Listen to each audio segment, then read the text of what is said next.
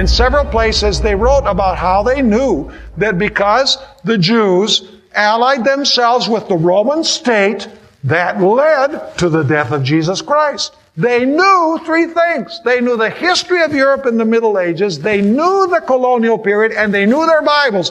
And they knew that when these two kingdoms become one, automatically there is persecution. And so the Constitutional Fathers, knowing this, when they wrote the Declaration of Independence in 1776, and the Constitution was ratified in 1787, and the Bill of Rights, which are the first 10 amendments to the Constitution, was ratified in 1791, they said, we're going to have a different system of government in this nation that we're establishing.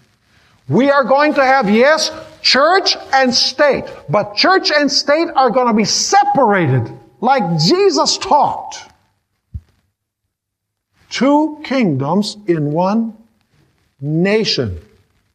The same two kingdoms that Jesus Christ recognized. And remember that this is taking place immediately before the first beast received its deadly wound.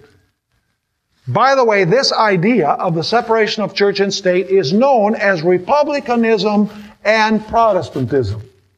You see, during the Middle Ages, what happened is, in civil affairs, the king was the law. You know, whatever the king said in civil matters, that's what was done. In religious matters, whatever the Pope said, that was done. In other words, all of the power flowed from up down. But the Constitutional Fathers said, we're going to try a revolutionary experiment.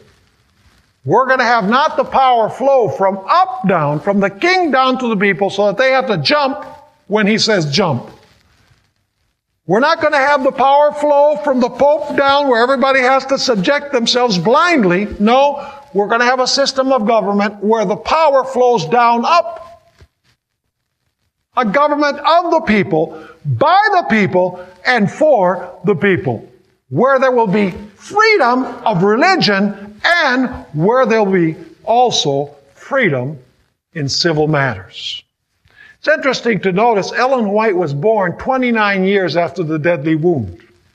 It's interesting to notice how she describes this idea of the Founding Fathers. In Great Controversy, page 441, she says, among the Christian exiles who first fled to America and sought an asylum from royal oppression, that has to do with civil power, right? From royal oppression and priestly intolerance. What kingdom does that have to do with? The religious power. She continues saying, were many who determined to establish a government upon the broad foundation of civil and religious liberty. How many kingdoms there? Civil and religious liberty. Their views found place in the Declaration of Independence, which sets forth the great truth that all men are created equal and endowed with the inalienable right to life, liberty, and the pursuit of happiness. And the Constitution guarantees to the people the right of self-government, providing that representatives elected by the popular vote shall enact and administer the laws.